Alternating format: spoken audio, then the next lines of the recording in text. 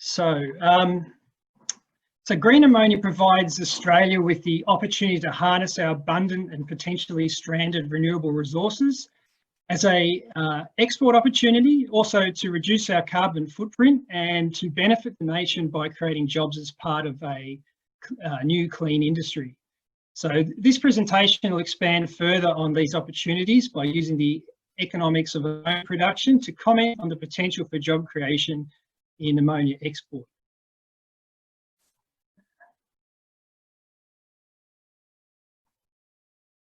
Sorry, I'm having technical difficulty here.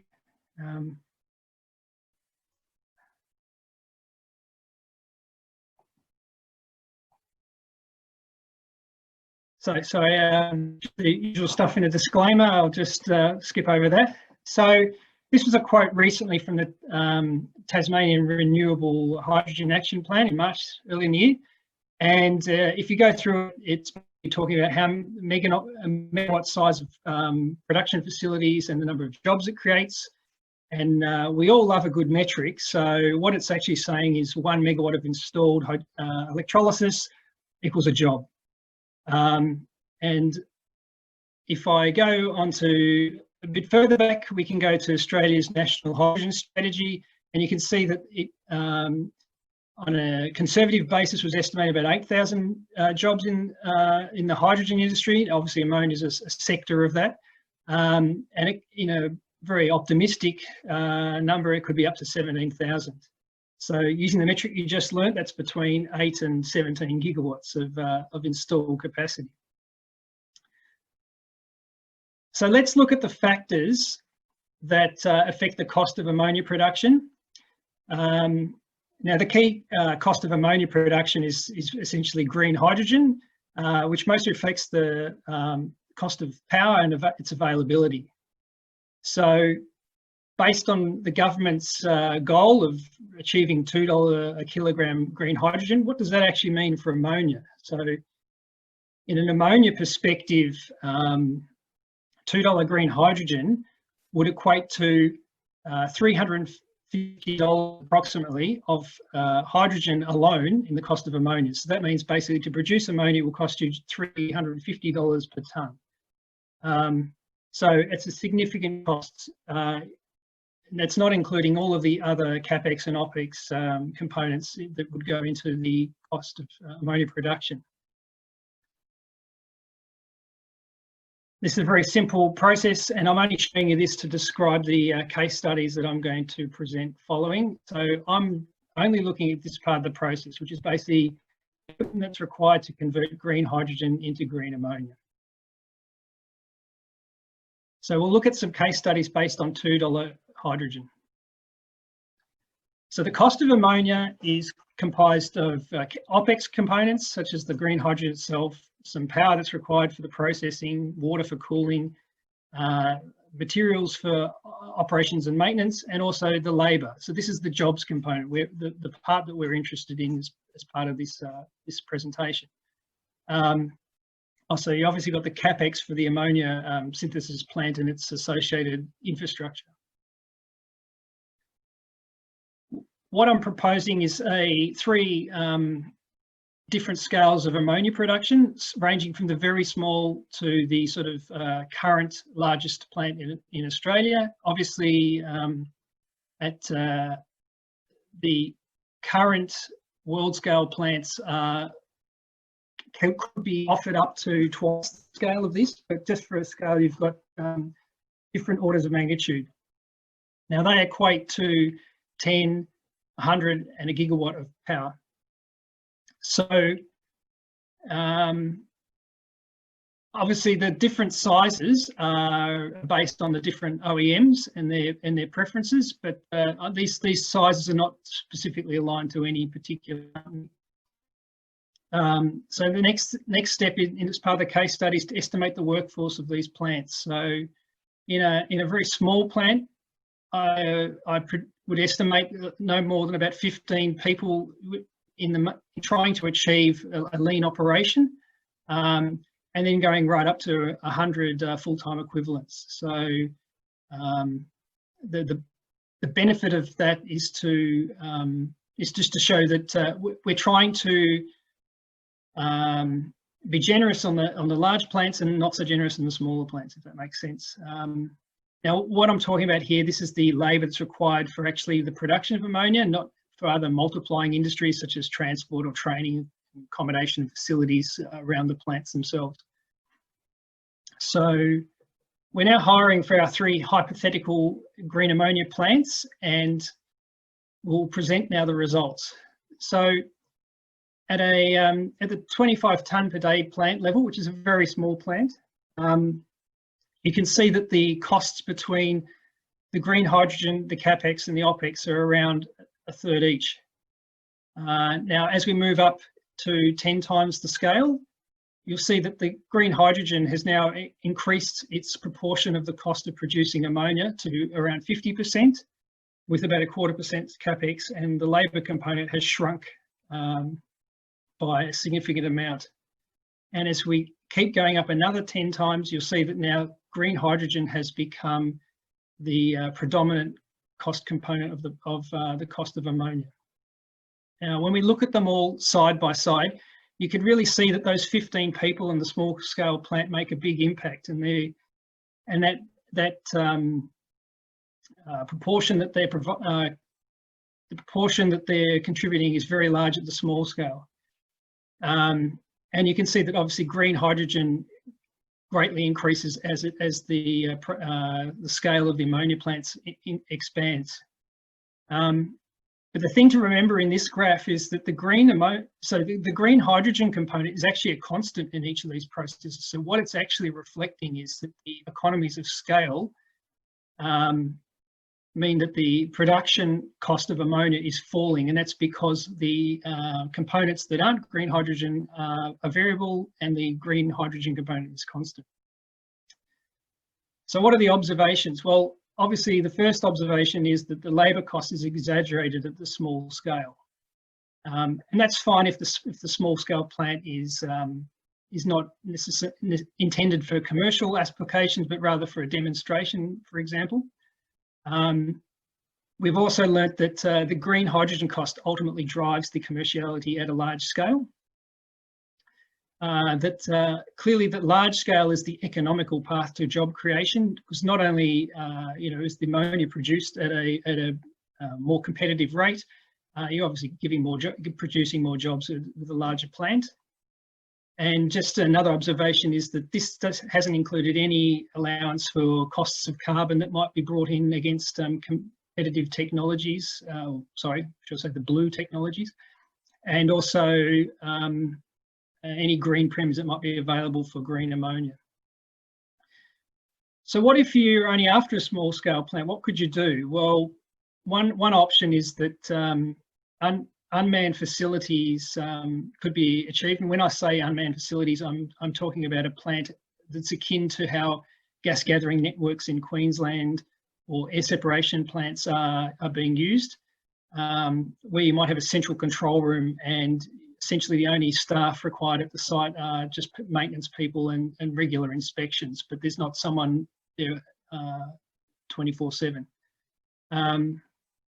Another option is to co-locate it with an existing facility. So, for example, you could build a small ammonia plant next to an existing ammonia plant and share services, resources, and maintenance staff. And finally, another option is that you can co-locate with other allied industries. So, a power production facility, for example, some other chemical production. They're just opportunities that you could do to try and bring down some of the costs of the labour component. So there's a panel question afterwards, but I'm more than happy to take any emails, any questions that someone has. So with all that, thank you for the opportunity to speak, and we'll see you on the panel later. Thank you so much, Rhys, for a really interesting talk with Rhys. So the first question is from Trevor Brown. Hey, Rhys, thank you.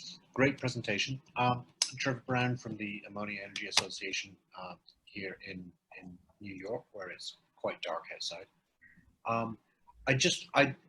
Karan put a really detailed slide up with a breakdown of employee numbers in very specific categories. I wondered if you had a similar kind of analysis. So I read your question. It was talking more at the very small scale. I mean, that it's a hypothetical scale. You could see from Karan's presentation, for example, the smallest ThyssenKrupp plants around the sort of 50 tonne per day. So it's much more than that. There are other vendors that produce it at smaller sizes. But in essence, if you're running a plant like an ammonia plant and you need to have personnel on shift, you're going to need at least two from a safety perspective. You can't have just one person working by themselves alone at night. And so, assuming that you might have 5 shifts on an operating plant, then you're already at 10 people just on that sort of shift workers. And then, you know, let's assume it's a very smooth running plant and you don't need a lot of maintenance other than, you know, some preventative maintenance and things like that. You know, the other 5 people may be day workers or part-time workers who, you know, for management and security and all these other support staff. So 15 to me is cutting it to the bare bone, but I wanted to do that just to show that even when it's at that low level, you're already, you know, being a significant cost proportion of the ammonia price. I hope that answers the question a bit better. Thank you. Yeah, that was a very clear, good answer. Thank you. Thank you. So the next question's from DJJ2 is the screen name. It's about the relative lifestyle cycle compared to renewable and non-renewable energy sources. Are you happy to unmute and ask? Yeah. Darren Jarvis here again. Yeah, it was just a question when talking about job creation. Obviously, there's a full life cycle of jobs through the construction and then operation, and that's what Karan and Rhys particularly were talking about.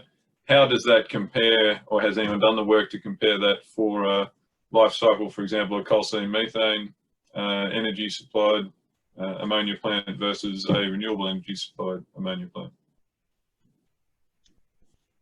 I don't know, Karan, are you better placed to answer that one? Yeah, in comparison, just to say that the conventional ammonia plant tend to have obviously a dirtier front end or a more energy intensive front end, let's say that. So with respect to the full life cycle costing, we believe at scale, it is at par. For electrolytic hydrogen derivative ammonia plants, obviously the cost of that comes in way at the refurbishments of the electrolysis every, you know, so often 8 or 9 years that needs to happen. But sorry, Karan, just to clarify, I was speaking specifically about employment life cycle rather than the actual cost. So the number of jobs created and sustained over the operation. Yeah, so that's a big part of that, the life cycle, the O&M. If you take out the let's say the catalyst expense and the maintenance expense attached to it, the electrolysis plants are, you know, more and more digitalized. In fact, some of our smaller ones can be unmanned. So the portion of manpower attached to the electrolysis is relatively smaller as compared to the conventional front ends. So at scale, we find that tends to hit the parity.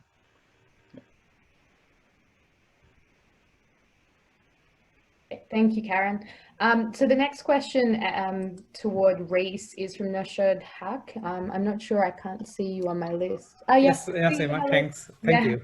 So Nashad from CSIRO, Rhys, thanks. And I think, did you report that what is the operating cost per ton of ammonia, and what sort of approach you took? I mean, you have got 3 scenarios. Did you go equipment by equipment and costed them, or gross capex, and what sort of capex can you indicate? Because that should have large impact compared to, I think labor is not a big part of the pie chart. That's my understanding, but you can comment on that. Thanks.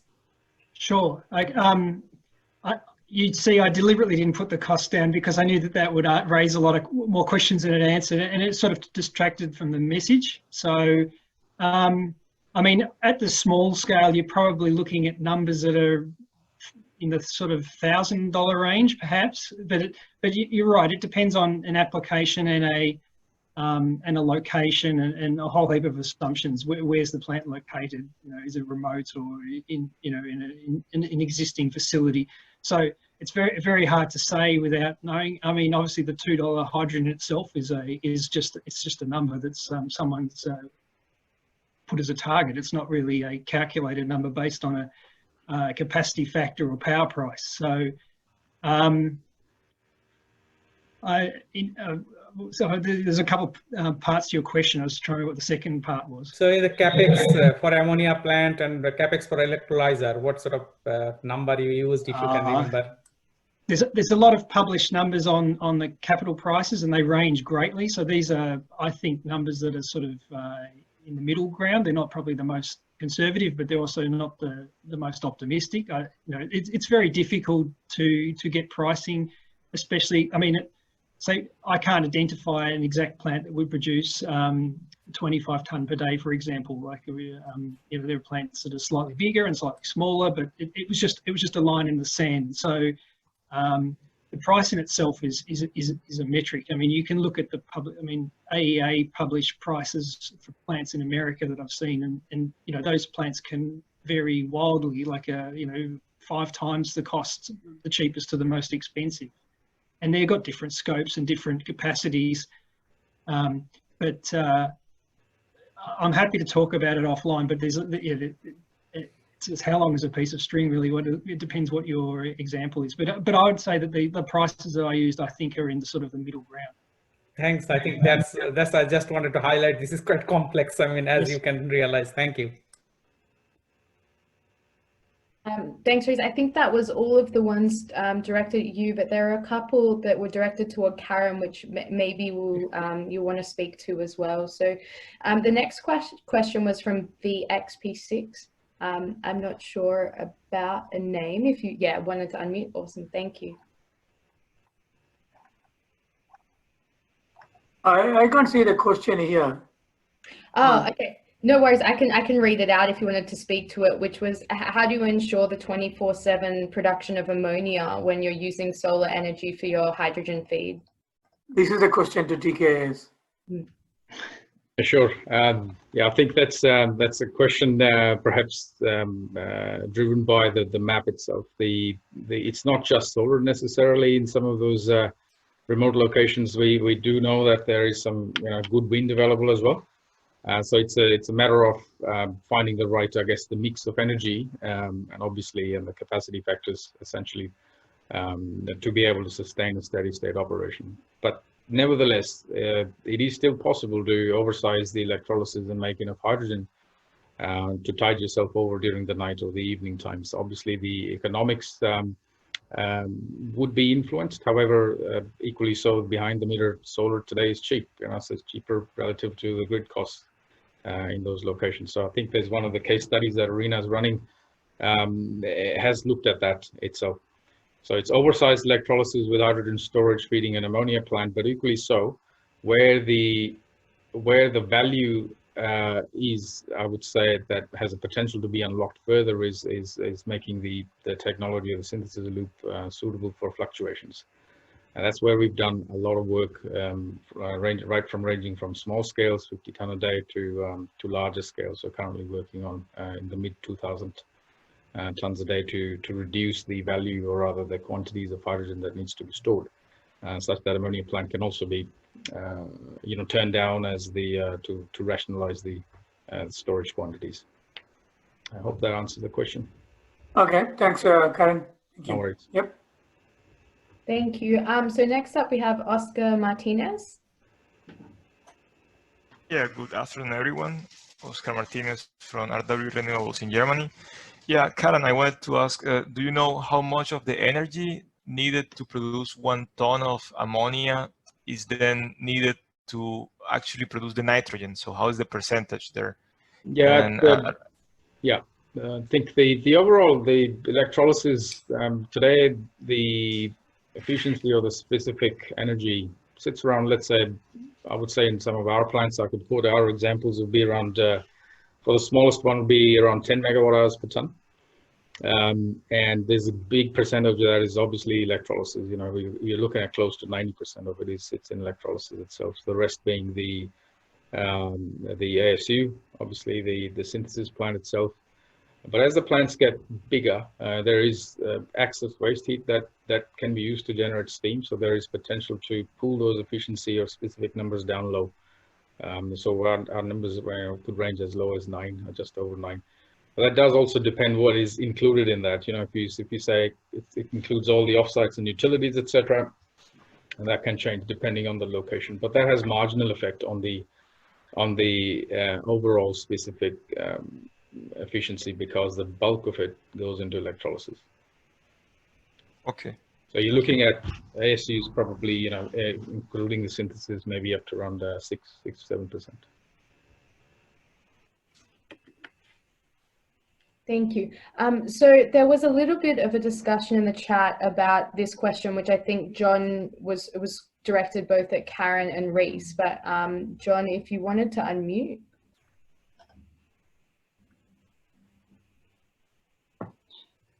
Yes, good morning from the Netherlands. This is John from Stamic Carbon speaking. Indeed, well, following these very interesting presentations, I was surprised that labor popped up in both of them as a main topic of interest. As I was expecting more things like energy consumption comparison and CapEx-wise. Matt already, I think, gave me a hint in the chat on an answer on it that creating jobs might be a driver to get political support for the projects. Now just wondering, is that indeed the reason why we are highlighting this, or is there something else special going on with labor in green ammonia plants?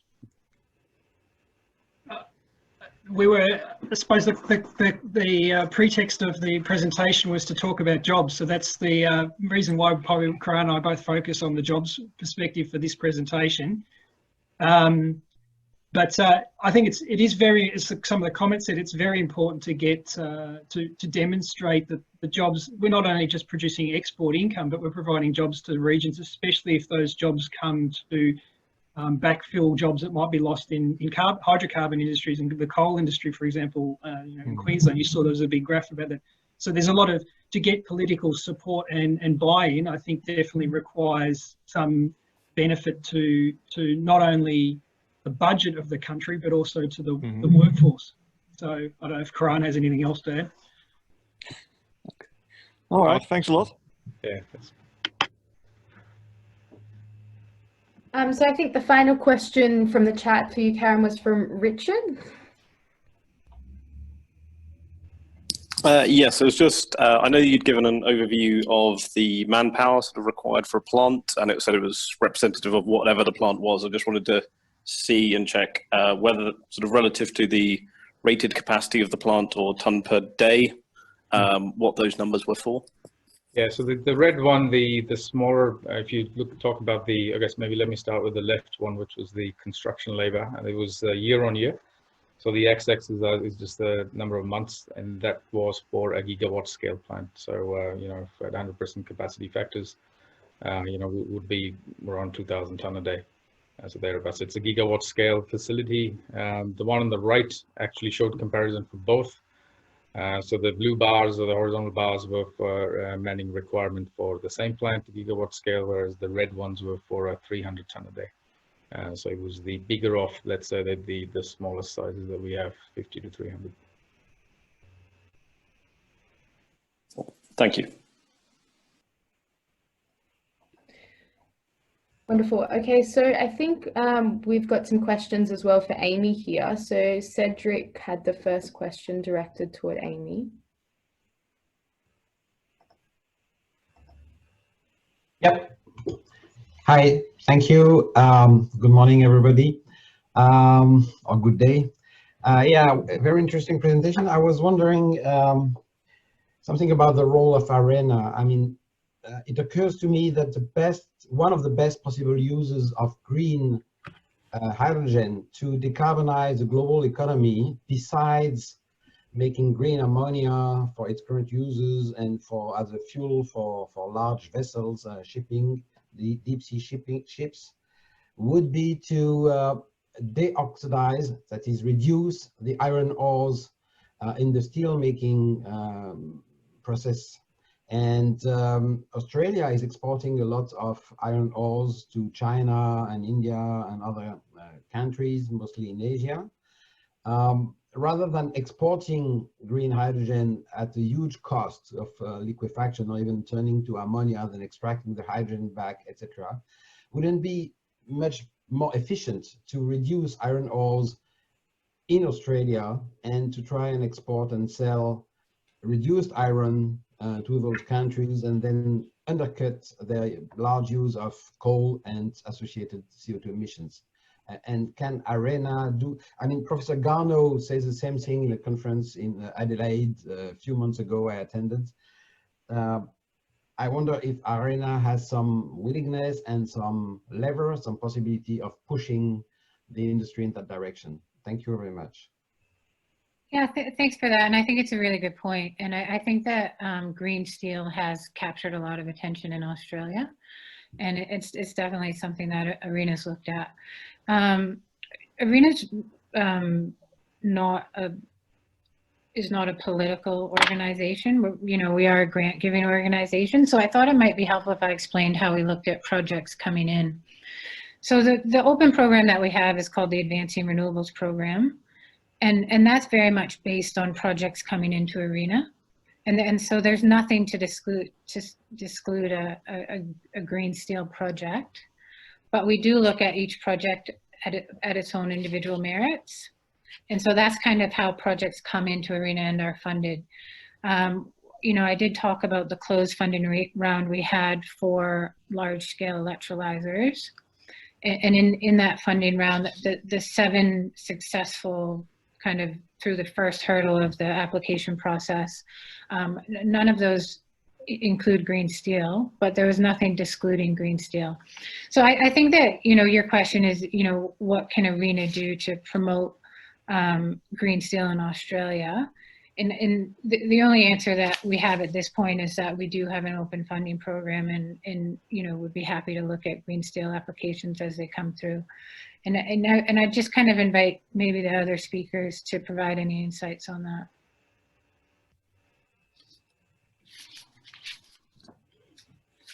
Yeah, I think I totally support that. The green steel definitely is has been highlighted recently, even I think in the Gretton paper that the work has been done recently.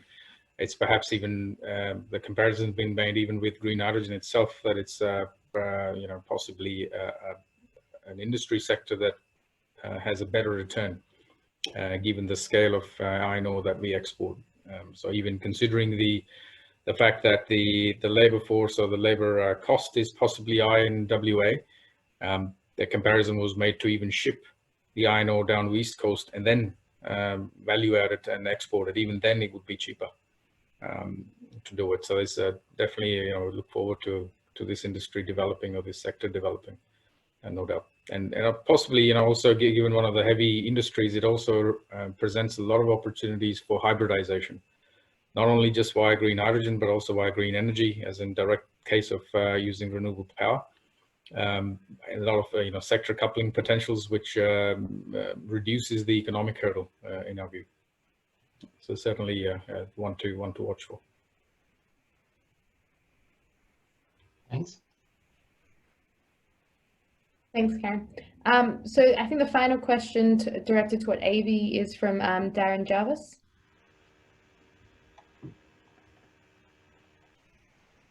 I can read that. So it says, how does ARENA consider a different value in use of renewable hydrogen, for example, feedstock, gas combustion, direct use? And I think that that is, explained by the fact that we've supported in R&D and in our demonstration scale projects all end uses. So in general, ARENA would say that we're technology agnostic. We do compare kind of price points of, for example, renewable hydrogen to what it's displacing. So for transport, it would be diesel, and for gas displacement, it'd be natural gas cost. And so that's how we kind of look at a project's financial viability. But in terms of, do we have a preferred end use or technology? No, we don't. And then Emma, I might just answer the one right before. Yeah. From Howard Smith. When will you be sharing the outputs from your co-sponsored R&D?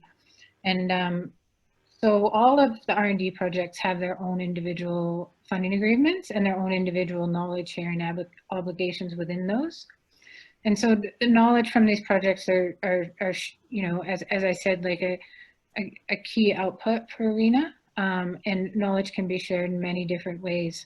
So the R&D projects, the hydrogen R&D projects have just reached kind of a first milestone. And so that information will be disseminated through public reports, through ARENA's website, but also through a forum that's being organized as well. And so we'll keep Jacinta and John updated on when those forums will be held, so that everyone can hear the outputs of the R&D programs. Okay, great, thank you, Amy. There's an additional question in the chat directed at Karen from Robert Relf.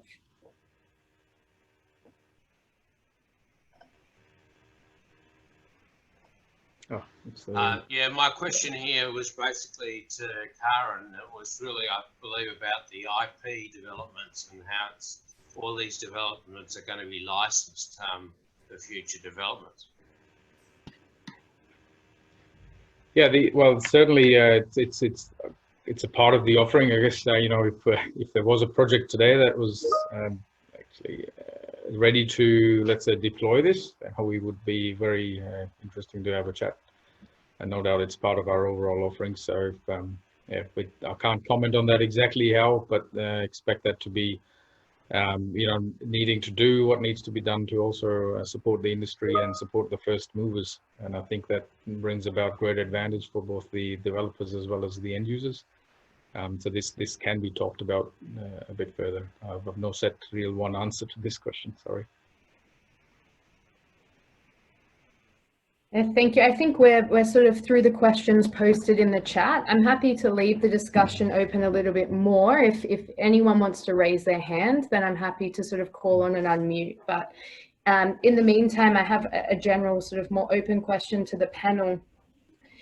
Historically, ammonia production has been on the large-scale Haber-Bosch plant systems, and as we move more toward these sort of renewable compatible, let's say smaller scale, more delocalized systems, I wonder how you see the timeline for that transition to the large scale, maybe to the smaller scale renewable supported systems, or whether you think it'll be more just a retrofitting of current plants with sort of green hydrogen tech.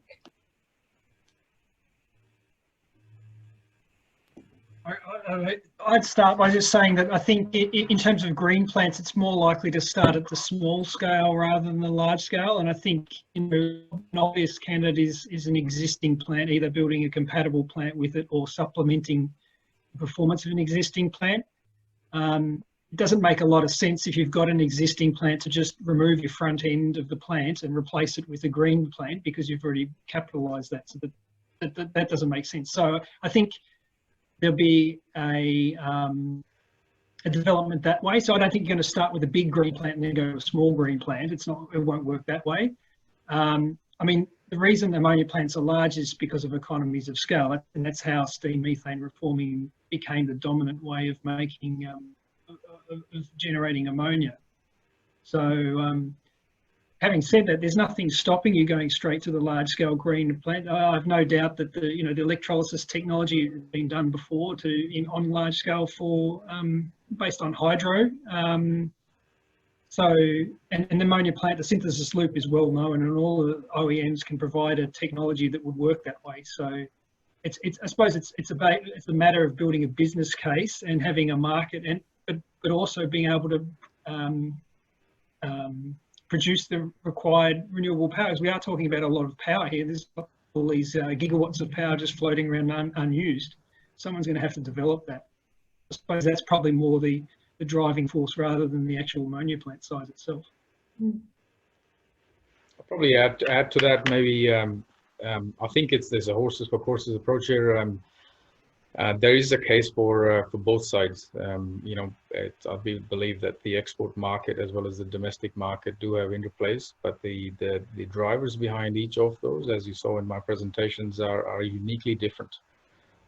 Some might be using curtailed energy that otherwise is wasted to build up a case. The co-location with existing facilities, you know, again, ease the economic hurdle.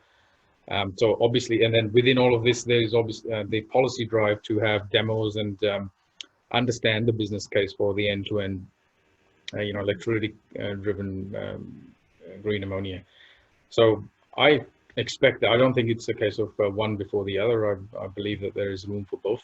Obviously, the end game is to partake or play in the energy export industry. That's where we want to go. But there will be room for the small ones as well. So Emma, we've supported both concepts. So in the feasibility stage, we've supported Queensland Nitrates, Dyno Nobel, and BP to look at kind of smaller scale Haber-Bosch ammonia production facility off the back of electrolyzer production of ammonia. But we've also funded Yara, who is looking to incrementally replace, and I think it was mentioned at the front end, by displacing small amounts of natural gas with hydrogen. So we've kind of seen both. We've not kind of, seen anything seen an electrolyzer application at the scale required for a large scale ammonia processing plant. Yeah. Yeah, I suppose the question is the market ready for such a big shakeup when we have infrastructure already established with these sort of big scale productions moving to smaller scale, more delocalized? I think Raphael has a question. Can I just say one more thing to that? Yeah. Remember, if we're talking ammonia export, this is a new industry. We're exporting energy. We're not making fertilizer or explosives from ammonia. We're now doing something new. So it's not necessarily replacing something else. It's supplementing it. Just to make it. Yeah, absolutely. Thank you. Yeah, Raphael. Hi, can you hear me? Can you hear me? Hello? Yeah, we can hear you. Hi, my name is Rafael. I'm from Spain, work with Fertiberia. I just want to say that it's just like a reflection. We have a lot of work to do. Decarbonize or carbon neutral for me here in Spain is like science fiction. So it's awesome, and I would love to live there. What would we do without heavy industries? We have a lot of work to change the fuel. With ammonia, carbon-free, we will not have DEF solution to reduce NOx. So we have lots of work to do. What do you think about that?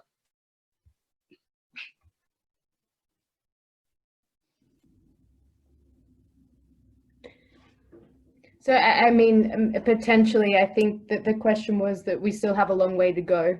But forums like this definitely show that we're all making significant progress. Yeah. I think there was a question that popped up from directed at Amy, which was that a lot of green energy sources are in Central Australia. How to transport ammonia out to the port? What are the infrastructure available? Yeah, so it's a good question and probably not my area of expertise. I think that, the projects that I mentioned today in my presentation are all focused around port areas, so around the coast. So I think I might just invite maybe Darren Jarvis or one of the other panel members to give some insights on that question.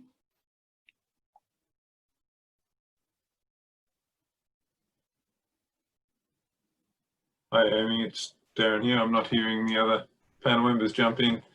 I guess the real challenge around infrastructure, actually raised a question on that earlier in one of the earlier sessions.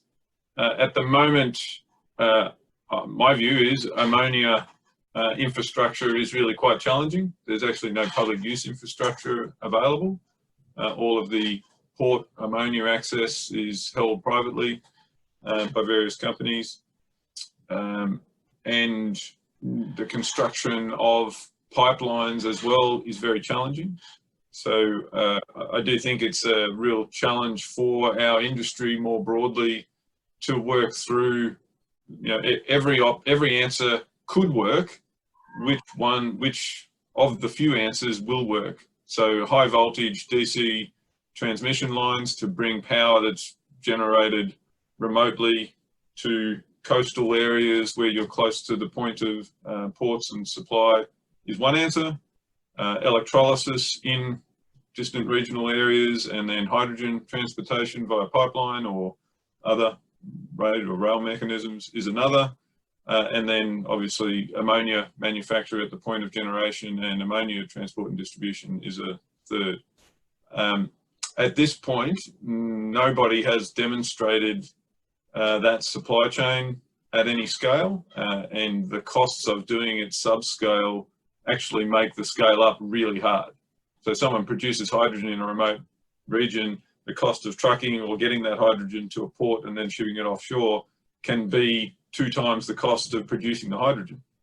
That is a real impediment to the scale up of the industry, and it means people have to make a leap of faith in what economics they can achieve at an at-scale operation. My personal view is that we will tend to develop regionally, develop regional renewable energy assets, and we will transport them via grid upgrades to industrial or larger scale production assets at the ports and near the main logistical hubs. Thank you very much, Darren, for jumping in. There's a question directed at Karan, which is, with green steel replacing coal with hydrogen would reduce CO2 footprint of steel, but is likely to increase the production cost. So integrating steel plants needs changing to accommodate hydrogen. What do you see as the main barriers to this? Yeah, sure. This first step for introducing hydrogen actually doesn't need that much of a change to the existing blast furnace equipped steel plants. It's mainly if you go bigger than that in terms of the introduction of hydrogen itself. But on the other hand, again, if you want to talk about economics, the steel game is a pretty low margin, high volume industry. So the introduction of green hydrogen is likely going to impact cost, but depending on what the primary market for that steel is, for cars, for example, the $200 a ton that might extra cost it actually doesn't really make it too difficult, or let's say as a selling case for a car, which has 1 to 2 tons at most of steel in it, and people are not going to feel the pinch there. Whereas for the same industry, that same amount of increment could be a heavy impediment. But it's about volume there in steel. I think what matters is the steps for specifically for large or industry, or rather countries where there is large scale manufacturing of steel. I think the economic barriers would be lower because of the higher volumes of sale, specifically for automobile industry. That's the case with Europe and China. Thanks, Karen. So I think one final question to the panel, which is from Scott. Scott wants to unmute. Yeah, I'm happy. Oh yeah, there you go. Thanks, Scott. I was just wondering if the panel could opine on when you think green hydrogen could get to $2 a kilo. Yeah, how many years? Just estimated. Given that's the big goal that the government has set everyone, or the equivalent ammonia price. That would be wonderful. Thank you. Sure. So I can just start with that. Like, I mean, it's a well-known target now, and it's good to have targets. I think ARENA's position is that the reason why we are conducting the large-scale round is for price discovery. Because no one's producing green hydrogen at scale in Australia, and so to kind of project what that pathway looks like to $2 a kilogram. Our view is that the first step is in price discovery of kind of this interim volume that 10 megawatts can produce. It's a difficult one, that one, I think, and also given the actual cost of production, as we've seen, largely depends on the cost of power. So it's like, dependent on the energy sector, renewable power sector. So what's the learning rate, or the current learning rate on renewable power? I think if you extrapolate that, it will largely answer that question. I don't personally myself know that answer exactly, but I think $2 is a pretty stiff target, and to perhaps have more realistic targets in the meantime would work better. Yeah, I agree with that statement. I mean, you can get cheap power from solar, but it's obviously at a very low capacity factor relative to other renewable power. So it's that combination of storage and/or higher capacity factors, as well as a low price, and it's getting that sort of mix together and getting a good blend that gets the price down is important. As Karan mentioned, it's people always bring up capex, and electrolyzer capex in a process where the electrolyzer capex is a critical factor. That tends to tell me that the project's probably not economic in the first place. It all stems back to the power in the long run, and you have to take a position on how quickly renewable power can keep coming down. So you might be asking the wrong people here. We're not necessarily all renewable power producers, and they might be the ones who give you the better answer. The other, sorry, if I might add, another point to add to that is the $2 target actually doesn't define the level of usability of that hydrogen. You can make it at $2, but can you use it?